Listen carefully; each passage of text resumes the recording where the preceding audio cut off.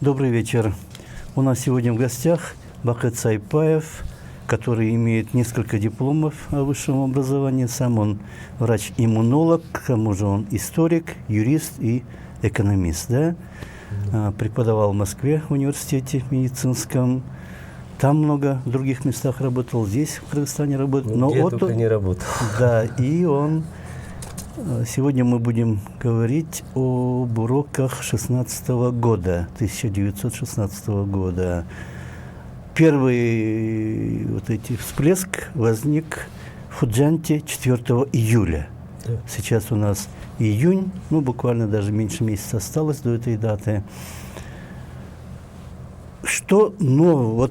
В Советском Союзе было одно восприятие, одна картина, и это была такая каноническая но после этого много исследований произошло других. И вот что вы можете сказать главное про это восстание 16 года? Восстание 16 года действительно много раз менялась оценка в зависимости от линии партии и правительства, как говорили в советское время.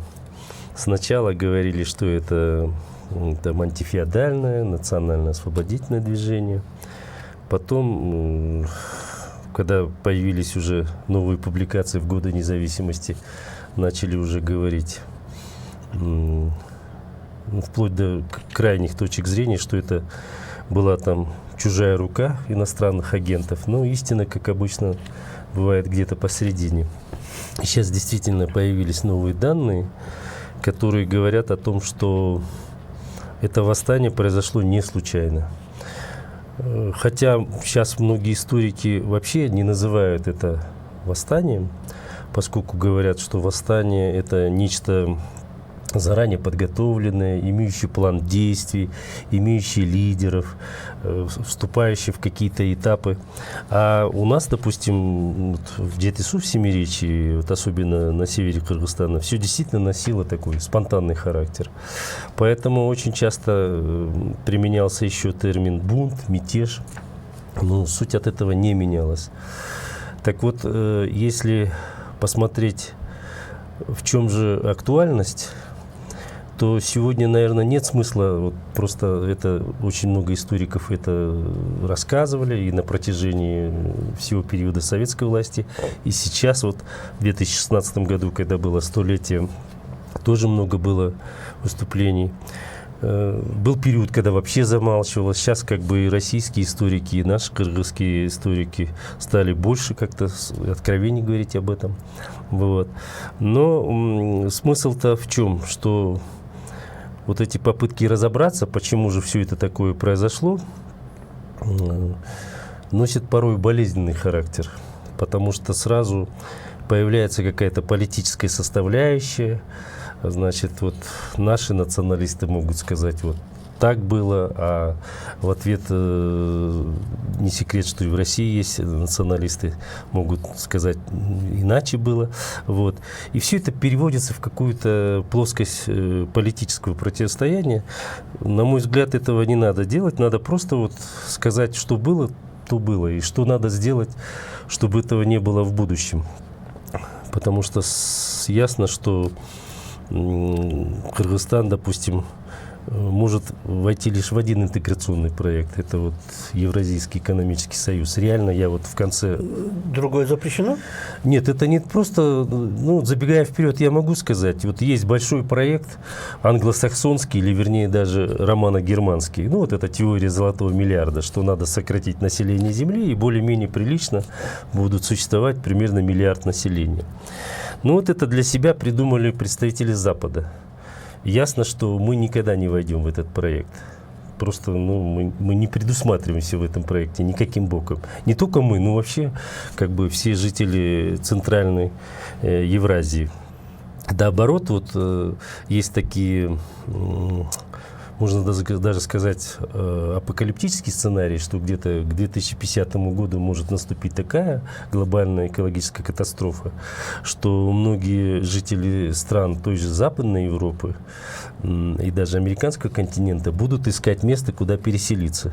И как ни удивительно, Центральная Евразия как раз является один из таких участков земли, где можно будет Выжить. перекантоваться, да. То есть не будет затоплено, не будет вот этих торнадо, цунами и так далее. Но это ясно связано с тем, что это сердцевина Евразийского континента, очень далеко до океанов. Океаны будут представлять реальную опасность, потому что могут возникнуть вот эти все подъем воды, землетрясения.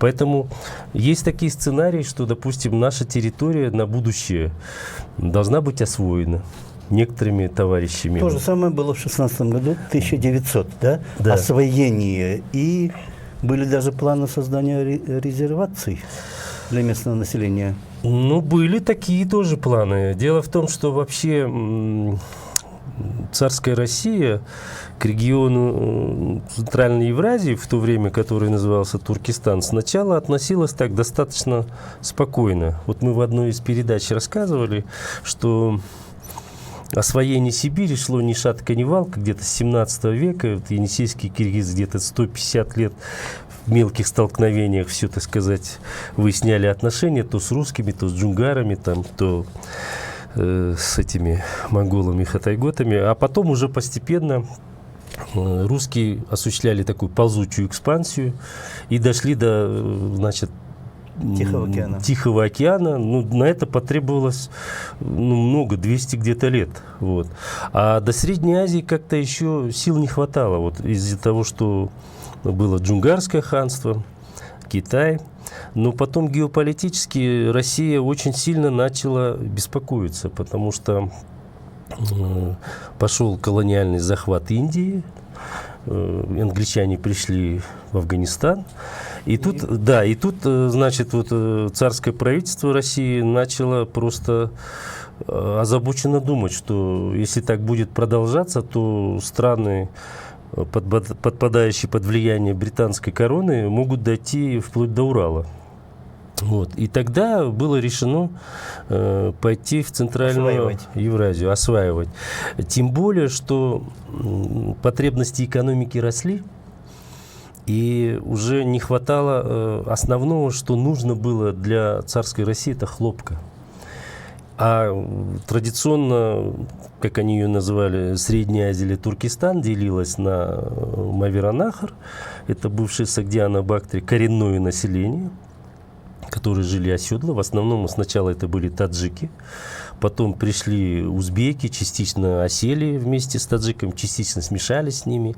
И их в то время русская администрация назвала сартами. То есть это фактически оседлый компонент, имеющий как тюркское, так и иранское происхождение. То есть это или таджики, или узбеки, или смешанные какие-то представители.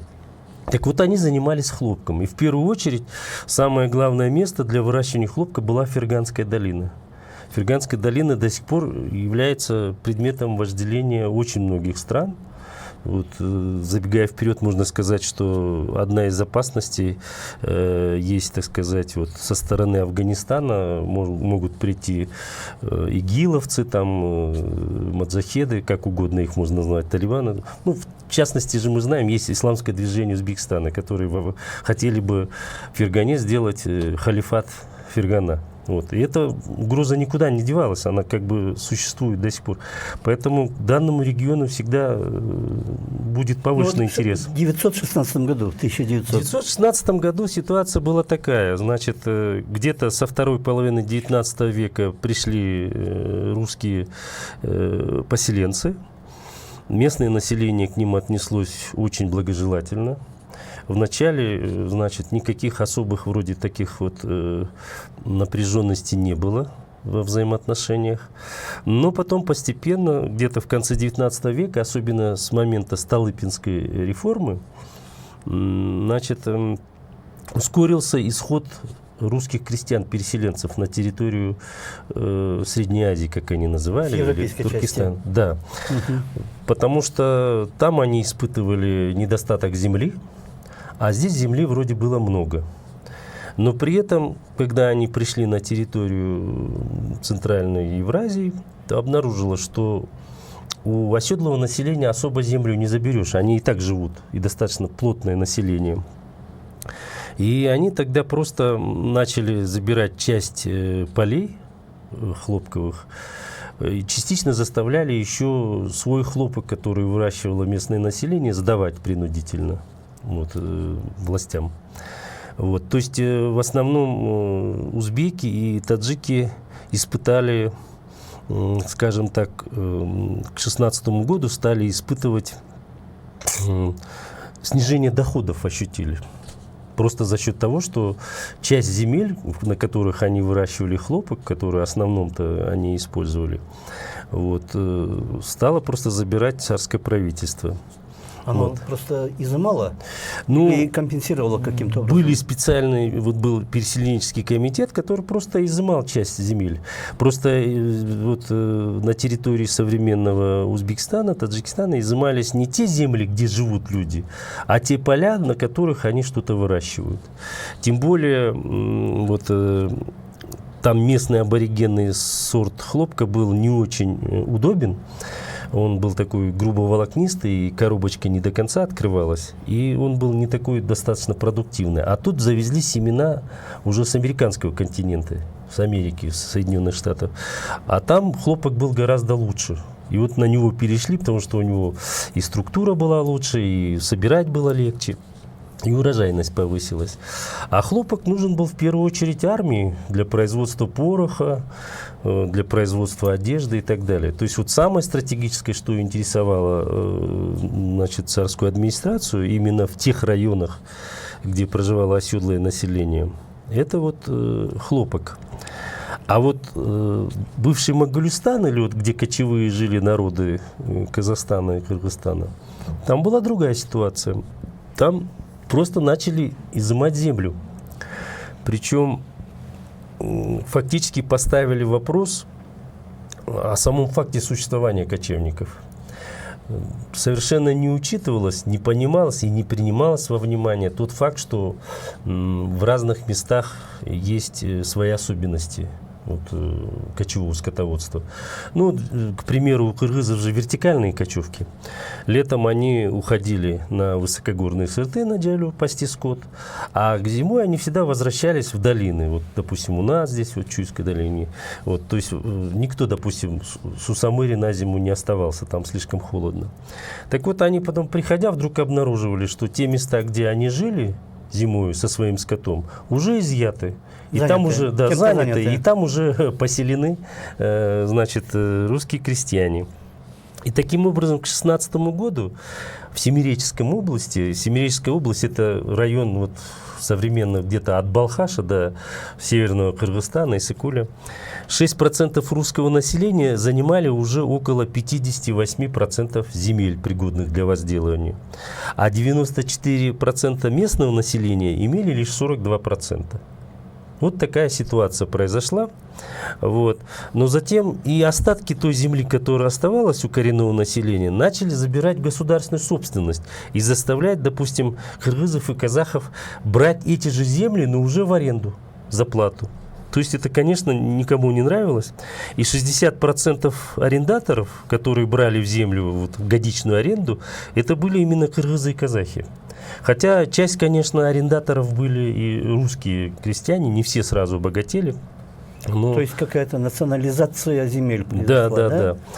И таким образом в Туркестане на одного русского крестьянина приходилось 15 раз больше земли, чем на одного коренного жителя.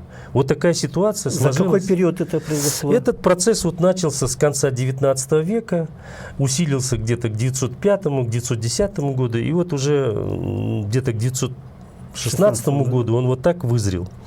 То есть получается, что в 16 году более 81% просто, так сказать, было изъято, и коренное население больше всего стало нуждаться в земле. Причем это уже касалось и тех, которые перешли на оседлое земледелие. Ну, допустим, известный случай, вокруг Верны уже казахи жили оседло, что-то выращивали. Допустим, уже принималось такое решение, что их выселить, а поселить на их место русских поселенцев. А выселить куда? А их это не очень волновало. В основном какие-то мало такие, не в оазисы, где много есть воды, допустим. Кстати, воду тоже полностью захватили и сказали, что, значит... Будете покупать у нас. Да. Вот. И вот самое главное лишение земли произошло именно в период Столыпинских реформ. Вот. При этом русским переселенцам передали самые удобные для земледелия земли. Это Чуйская долина и Иссык-Куль. Да, у нас это да. Вот. Причем вот очень интересное есть наблюдение. Выходила книга воспоминаний Павла Назарова. Это был высокообразованный человек. Он заканчивал Московский государственный университет. С детства знал казахский язык очень хорошо. Вот вообще он родился в Оренбурге. И очень имел много дружественных отношений с казахами, с кыргызами, с узбеками. Вот. Он потом, по-моему, в Южной Африке. Да. Он бежал потом, поскольку он был такой монархист убежденный, когда пришла советская власть, он убежал с помощью кыргызских контрабандистов сначала в Китай, потом вообще уехал на Запад, потом работал в ЮАР геологом, а потом уже написал на старость лет вот эту книгу воспоминаний «Бегство из Центральной Азии». И вот его воспоминания интересны именно тем, что он сам чисто русский человек, при этом он был не сторонник советской власти, а сторонник монархии. И вот у него очень интересные есть, допустим, цитаты. Вот он пишет, например: «Переселенцы, он имеет в виду русских переселенцев, были отчаянными головорезами, бежавшими из Центральной России, где оставаться им становилось опасно. Они притесняли здешнее население, ненавидевшее переселенцев за постоянное оскорбление». В другом месте он пишет: «Российское правительство имело любопытную систему колонизации Туркестана. Оно пыталось заселить эти богатые земли нищими и пьяницами, которые были нежелательны для Центральной России». Еще на одной странице он пишет: «Я был поражен зависимостью русских поселенцев от местного населения. Многое дело с киргизами. Они работали на полях, пасли скот, добывали каменный и древесный уголь и так далее. Иногда они арендовали собственные земли у поселенцев, земли, которые были отобраны у них по приказу царского правительства и которые были разданы колонистам из России».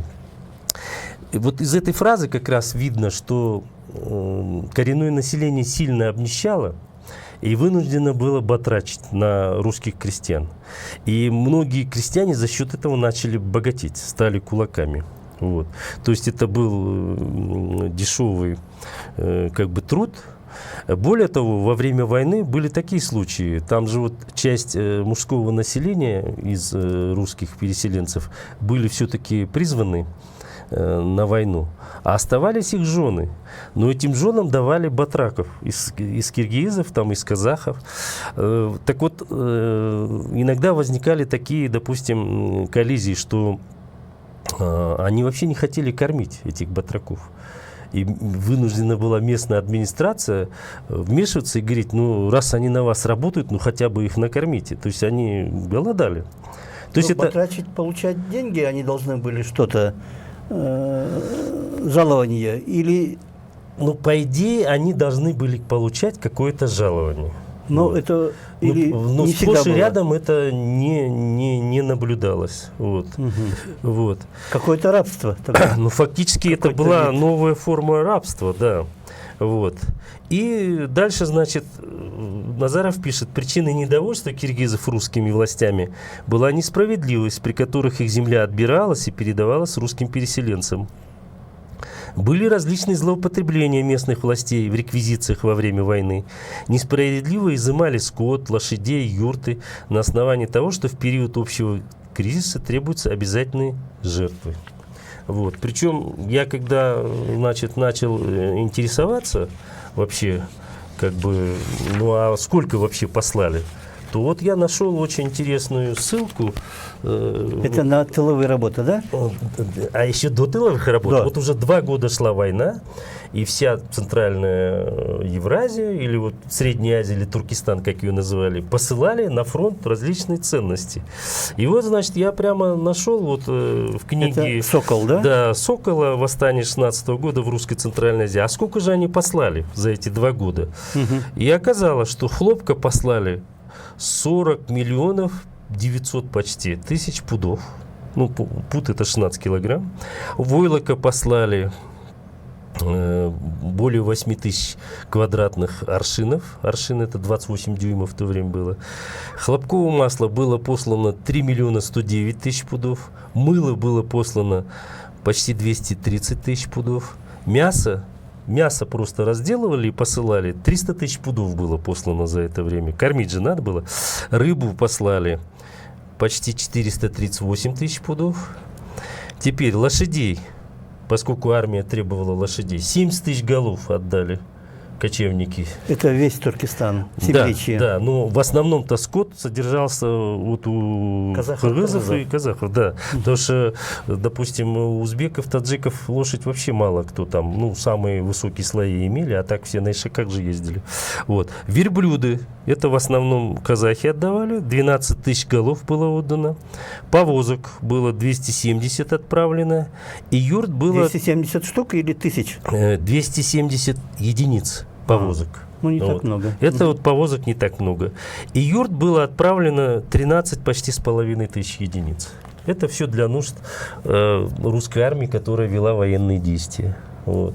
Все это было в первые 2 года войны, когда как бы, ну, царское правительство было уверено, что будет побеждать и так далее. Вот. А потом ситуация начала меняться. И вот это повеление, высокое повеление о призыве на тыловые работы, оно царем не было подписано, это сделало министерство, правильно? Да, вообще потом, когда Александр Керенский делал доклад, забегая вперед, вот как бы Государственная Дума, услышав о погромах в Туркестанском крае, послала комиссию. Во главе ее был Александр Федорович Керенский, будущий глава Временного правительства. Увидев то, что произошло, он пришел в ужас, а потом он огромный, больше часа доклад сделал. Причем там депутаты Государственной Думы были просто шокированы фактами, которые он изложил. И он как раз в первой части своего доклада и говорит о том, что премьер-министр, военный министр сделали это незаконно. Вообще этот указ был незаконен хотя бы потому, что он не был рассмотрен в Думе и не утвержден Государственной Думой. Ну а дальше он уже рассказывает там, вообще-то сказать, и о коррупции, которая имела место среди местной русской администрации и местной туземной, как в то время говорили, администрации. Рассказывал о тех, значит, методах, которые вот сейчас по-современному можно было бы назвать тактика выжженной земли. То есть вот как раз это, наверное, единственный случай, когда, ну, вот в период восстания многие русские генералы рассуждали примерно так же, как вот колонизовали североамериканский континент, потому что там же была известная фраза «лучше...» Хороший индеец. Да, хороший индеец – это мертвый индеец. Вот примерно так же генералы рассуждали, что лучший киргиз – это мертвый киргиз, потому что многие генералы просто сказали «стереть с лица земли». Вот, мирное даже население, которое не участвовало в восстании, включая... Освободить территорию. Да, освободить территорию. И даже есть такая очень интересная теория Бройда, его очень любят вспоминать. Это бывший чиновник, а потом он примкнул к большевикам, который фактически утверждал, что местная администрация царского правительства фактически спровоцировала вот эти волнения для того, чтобы освободить территории для русских переселенцев. Хотя многие историки с этим не соглашались. Вот. Но, по крайней мере, вот один, так сказать, из историков об этом говорил. Вот. При этом вначале все было очень хорошо. Вот Назаров пишет, что практически всюду в Туркестане местные мусульмане, киргизы и сарты проявляли гораздо больше человечности, милосердия и справедливости по отношению к жертвам коммунизма, чем русские, особенно латыши, евреи и другие народцы из Европейской России. И когда говорят о жестокости монголоидной расы, это определенно оговор или хотя бы в отношении к тюркским народам высказывание это явно неверное. Вот. Это уже про более поздний период. Да. Вот. То есть он вообще удивляется, потому что это фактически вот он вспоминает и насчет толерантности кочевников, и о том, что они легко воспринимали новшества. Вот особенно интересно мне было найти вот такую фразу, что на далекой границе Российской империи, в глубине горных твердынь, семья киргизского кочевника оплакивала трагическую смерть своего белого паши. Так звали русского царя. То есть получается, что были какие антирусские настроения, которые были спровоцированы неправильными действиями администрации, но были и пророссийские, даже монархические настроения. То есть вот ах-падышах, белый царь, как-то вот как бы с пиететом относилось население. Вот. А с другой стороны, допустим, вот известный был американский ученый, дипломат Юджин Скайлер, который написал о представителях русской администрации, что чиновники совершенно не интересуются бытом и культурой завоеванных народов. Я не встречал ни одного русского чиновника или офицера, который знал бы местный язык, интересовался бы богатой местной культурой. Они держат себя завоевателями, ничем не доказывая своего превосходства, за исключением права сильного. Это вот просто он, путешествуя, отметил. Такой факт. То есть это вообще о многом говорит, что изначально, получается, местные аборигены встретили очень благожелательно. Более того, мы знаем случаи дружбы русских переселенцев с местным населением. Более того, зарегистрированы случаи, когда вот во время погромов некоторые киргизы и казахи прятали у себя русских. И наоборот, когда начали преследовать русских, это киргизов или казахов, часть русских переселенцев у себя прятали своих друзей. Но это было единично, как бы на уровне дружбы отдельных семей. А в общем и в целом вот началась вот такая, к сожалению, резня. Это где-то осенью уже, начиная с августа, да? А вот. само восстание началось 4 июля в Худжанте. Причем женщины начали бунт. Да. Это я сейчас вот об этом расскажу. Но вот надо обязательно сказать все-таки вот то, что я не досказал, что населению, особенно вот кочевникам, не нравилась агрессивность кулаков-переселенцев и казачья верхушка, которые вели открытый грабеж, не останавливались даже перед истреблением коренных жителей. И вот даже была такая телеграмма, значит, посланная в центр, в котором говорилось, что русские кулаки отбирают нашу киргизскую землю, запахивают ее, рубят лес, разрушают наши постройки, уничтожают сады и клеверники, угрожают перебить киргизов. Никакой власти в уезде нет и защищать нас некому. И то же самое говорит и Керенский. Когда мы пришли и начали расспрашивать местные население, они, говорит, с такой надеждой нам начали все рассказывать. Они, говорит, были уверены, что все безобразия творят только местные товарищи, а в центре просто об этом не знают. И если они об этом узнают, то они наведут порядок и восстановят справедливость. Это вот примерно так же, как енисейские киргизы в свое время писали напрямую тоже в Москву царю, что пришлите нам кого-нибудь, чтобы мы тут разобрались с местными воеводами. Каждый из них тянет одеяло на себя и просит ясак вот эту дань платить только им. И получается, с нас 2-3 раза пытаются, собрать налоги. собрать 2-3 эти самые шкуры снять. Да. У нас осталось немного времени, всего 2 минуты. Вот, наверное, нам придется сделать еще одну передачу, еще одно интервью на 30 минут отдельно. А вот эту часть тогда как бы вы завершили? Эту часть я завершил бы так, что то, что начиналось в Худжанте и было затеяно в основном таджиками, и узбеками. Во-первых, там очень интересный факт, начались активные выступления женщин-мусульманок, что вообще как бы нетипично для этого региона, они обычно все сидят по домам, да еще в паранже. А тут они с непокрытой головой вдруг начали ломиться в местные места. И там есть очень интересная теория, которую вот как бы озвучили наши друзья, коллеги, вот Мурат Сюйбаев, Дасмир Узбеков, о том, что Худжанд выбран был не случайно. Это горловина, где идет путь хлопка с Ферганской долины, то есть остановить это. Там ущелье узкое, да? да? И плюс, когда они захватили в Худжанте, местные перебили коалицию, там было 6 тысяч австрийских военнопленных. И получается, что они хотели, вот как бы, если планы взять разведки, как бы военных, вот в то время же очень много было эмиссаров и германских, и Оттоманской империи турецкой. И из Китая тоже. Да, и из Китая, и англичане. Так вот, по идее, вот у них очень красивая гипотеза, что они хотели 6 тысяч направить в Ташкент, а там было еще 160 тысяч военнопленных австрийских. И уже 166, плюс еще подняв местное население, они могли бы полностью открыть новый Туркестанский фронт для царской России, тем самым обеспечить ее поражение. Причем такая теория почему имеет право на существование, потому что примерно то же самое было сделано потом вот этими белочехами, так называемыми. 40 тысяч австрийцев и австро-венгров, они умудрились же в Сибири устроить там заваруху и очень сильно досадили России. То есть такое вполне могло быть. Но что касается участков, так сказать, кочевнических, там вряд ли специальная работа велась.